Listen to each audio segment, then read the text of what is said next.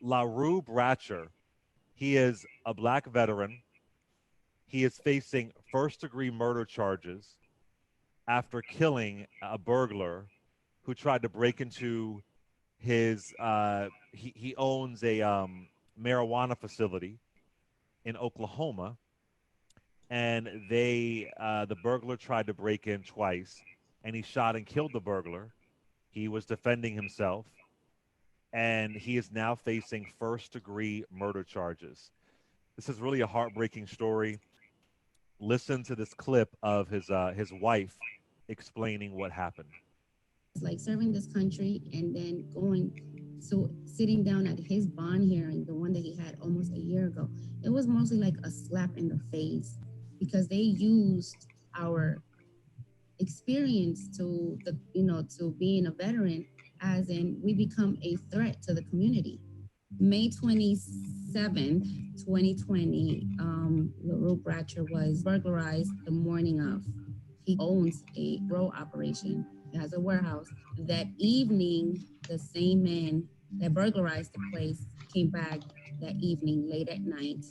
It was approximately like almost 1 o'clock in the morning to try to burglarize the facility again. But at that time, my husband was there, not knowing that this man was going to come, not knowing what was going to happen. My husband was afraid for his life, like anybody else would be, because you never know what actions do you take during that time. LaRue Bratcher told police he saw someone enter his property through this hole in the fence. He grabbed his gun. Then when he heard the person at the back door, he fired 3 shots through the door, hitting and killing 42-year-old Daniel Hardwick. Well, it's been a year, and yes, I'm like distraught. I am, right now, I feel deflated at the fact that we were supposed to start trial as of this week, and it got pushed back till October 11th now. At one point, LaRue did have a license. LaRue never moved. He never made it like I was hiding my facility, because no, the city knew that that was a grow house. Yes, when LaRue's license expired, a lot of things happened. It's not like he never tried to not comply with the state. It was hard because of the simple fact that the state changed their compliance. Now they made it so much harder for us small business owners to try to do the upgrades. He served in the Army for approximately 6 years. He's been deployed to Iraq, and then he did a civilian tour in Afghanistan. I was medically retired from the military.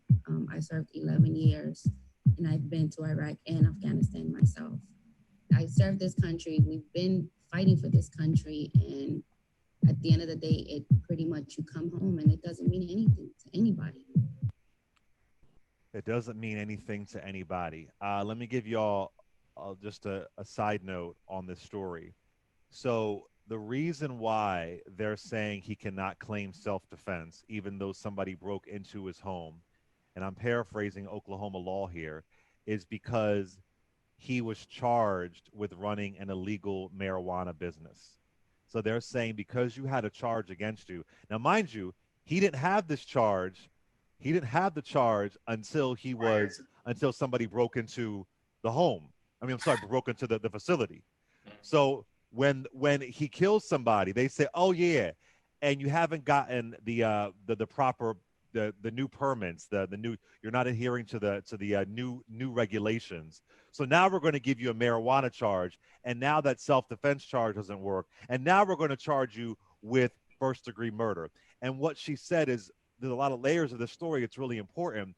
There are a lot of black folks trying to get into this cannabis industry, and he had it was a medical marijuana facility.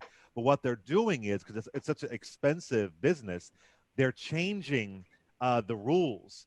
They're changing what you have to comply with, and you have to fix that by a certain time. And if you don't, you're suddenly running an illegal marijuana business.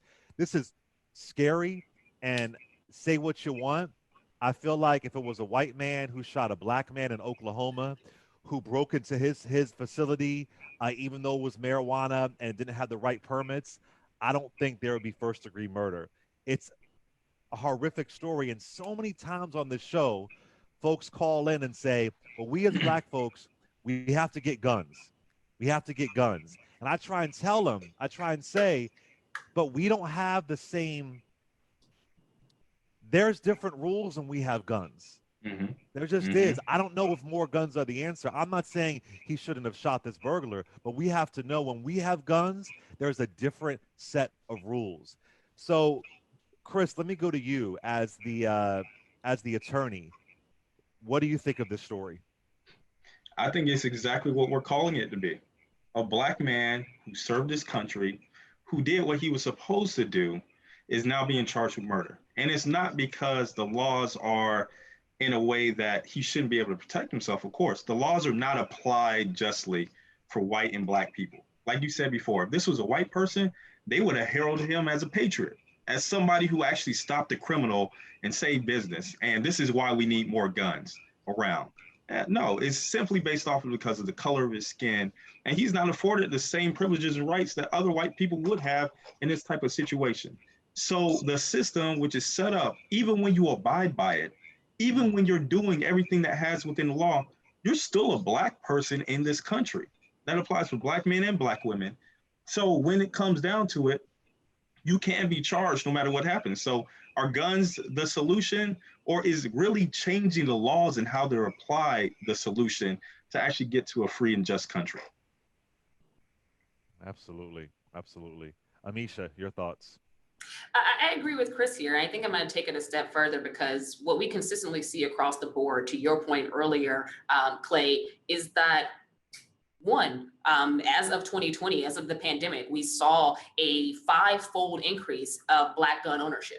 What we have a problem with is that the fact of gun ownership in and of itself has never been something that protected Black people. The use of guns to protect your property has been one of the cornerstones of America as a country since its founding. But that has not been applied across the board when it comes to minorities. If you're a Black man with a gun, you're automatically seen as a criminal, even if you have abided by the law your entire life, even if you are protecting your property from thieves, literally thieves, not assume people who just might come or the boogeyman, but folks who are literally coming through to steal your property.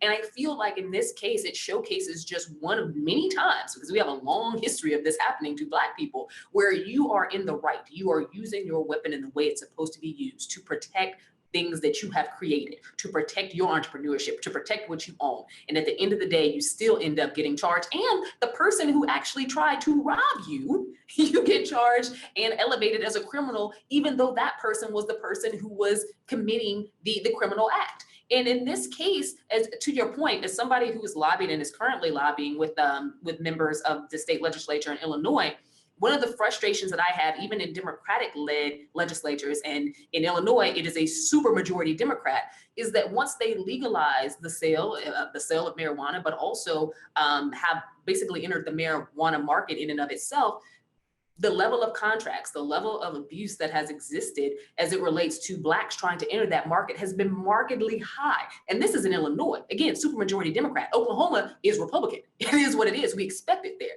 People don't often expect it in Democratic areas where we're fighting tooth and nail every day to make sure that the laws are applicable and do not create burdens for African Americans, where we're seeing that happen in state after state, regardless of whether the elected official has a D or an R in front of their name. So I think that this goes a little bit deeper as well to showcase that this market that had been something that got Black men locked up for generations now is open and now has so many white men making hand over fist money in states that are basically opening to marijuana sales because they see that it's a money maker themselves, but they're now locking out Black people and still locking them up. Well said. Well said. Let's go to, where are we? Let's go to Kevin from Arizona. Kevin, what's up? Hey, what's going on, Clay? Here's a situation. My brother's an attorney in Colorado, and he called the ethics board in Oklahoma to inquire about these charges, and they hung up in his face.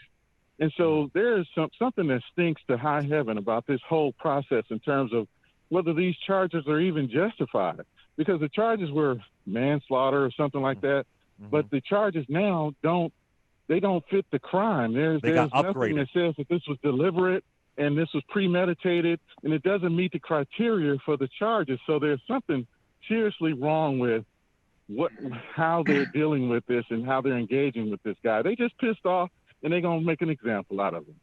Mm. In Oklahoma, and then to have the trial delayed. Mhm. This system, Chris, this system where he's literally he's been behind. I believe it's been a year Mhm. since this incident happened, and the trial is delayed. This man has a family. This man, where's the NRA? Where's the Right. NRA? Where are all the gun rights advocates? Where are they? You should be on the street. All what's that dude from the black dude from the NRA, Colin Noor or whatever? All y'all should be out there advocating for this guy because y'all were silent with Philando Castile when he had a Mhm. legal firearm in his glove compartment. The gun rights folks should be all over this because he used his Second Amendment right to Right. protect his property, regardless if he had the right freaking permits. The guy breaks in for a second time. This is what I would assume the Second Amendment is really for. You are protecting your property. Chris, what do you see happening with this case? What damn, like it's just heartbreaking to think this brother might go to jail. Like, I mean, he's in jail now, but Right. that he first degree murder in Oklahoma. Right. This really blows your mind, doesn't it? And it really highlights the injustices that happen within the system, like you were saying. First off, he didn't have the right permits. The real proper charge within this would have been felony murder. It wouldn't have been a first degree premeditated murder altogether. It would have been in the commission of a felony of you supposedly not having the paperwork for this type of situation. So for a prosecutor to upgrade it shows a vehement problem within the system altogether of saying we're going after you and we're going after you for a certain reason. And like you said before, the NRA is not going and protecting and saying this is the right thing to do because this is a black man. Let's just call it out for what it is. If this was somebody who was not black, then they would have been completely different and said, no, you can't do something like this. But in Oklahoma, of all places, I don't know the stats, but there's Texas and then there's Oklahoma. And I know people out there, everyone I know out there has a gun. And those people have a gun because they believe in their Second Amendment rights and they believe in protecting themselves. This person right here was in that situation where he was fearing for his own life. So this is where you have accountability on the local level of finding out who is your local district attorney and why are they doing the certain things that they are doing. Because this brother is going to need help. It's not just going to take one or two people to call this out. It's going to take everyone to bring this issue up and have them justify why are they prosecuting this black man for protecting himself and his business.